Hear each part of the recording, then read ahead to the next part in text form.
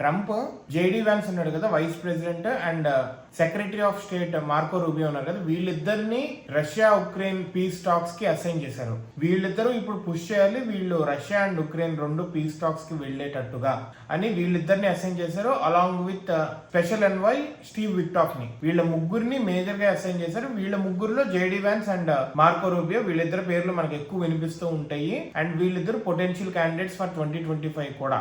So వీళ్ళిద్దరి చేతిలో ఉంది ప్రస్తుతానికి.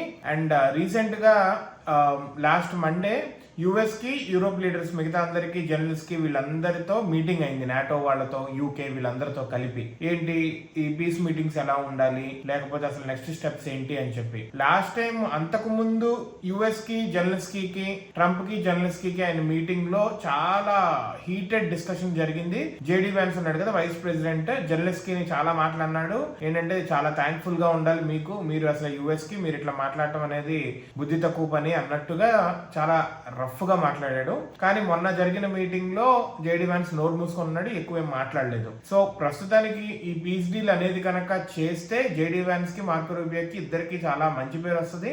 అండ్ నెక్స్ట్ 2028 ఎలక్షన్స్ లో వీళ్ళు ఈ కార్డ్ ను కూడా ప్లే చేసుకోవచ్చు, పీస్ టాక్స్ చేశానని చెప్పి. బట్ పుతిన్ ని మైండ్ లో పెట్టుకొని పీస్ టాక్స్ అనేది పుతిన్ ఎప్పుడు ఎలా బిహేవ్ చేస్తాడో తెలీదు. అండ్ హాయిగా ఉంటుంది, కానీ ఆచరణలోకి వచ్చేసరికి దిస్ ఈజ్ లైక్ కత్తి మీద సామే అన్న పరిస్థితి ఉంటుంది ఈ Ukraine and Russia piece talks అనేవి. జేడీ వ్యాన్స్ కి అదే విధంగా మార్కో రూబియోకి ఒక పరీక్ష లాంటిది. లావ్రోవ్ ఉన్నారు కదా రష్యన్ ఫారెన్ మినిస్టర్, అయితే ఈయన ఏం చెప్తున్నాడంటే రష్యా అనేది స్టెప్ బై స్టెప్ ప్రొసీజర్ ని ఫాలో అవుతుంది.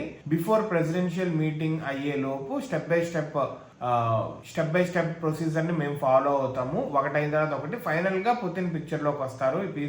ఈ పీస్ టాక్స్ కి ప్రెసిడెంట్ అప్పుడు వస్తారు, అప్పటిదాకా ఆయన డైరెక్ట్ గా వచ్చి మాట్లాడరు అనేది చెప్తున్నారు. We have to see, Russia మాత్రము వెరీ క్యాలిక్యులేటెడ్ గా దాని గోల్స్ ఏంటి రాసుకుంది, ఏం జరగాలి ఏం జరగకూడదు, ఏం జరిగితే మేము పీస్ టాక్స్ కి వస్తాం, ఏం జరగకుంటే మేము ఇంకా ఆక్రమిస్తాం లేకపోతే యుద్ధాన్ని ఆపం అనేది రాసుకుంది.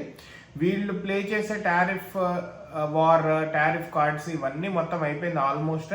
రష్యా చేతిలోనే ప్రస్తుతానికి వీళ్ళ జుట్టు, ఉక్రెయిన్ వాళ్ళది జుట్టు ఉన్నట్టు అనిపిస్తుంది. We have to wait and see like how these diplomatic peace talks gonna B.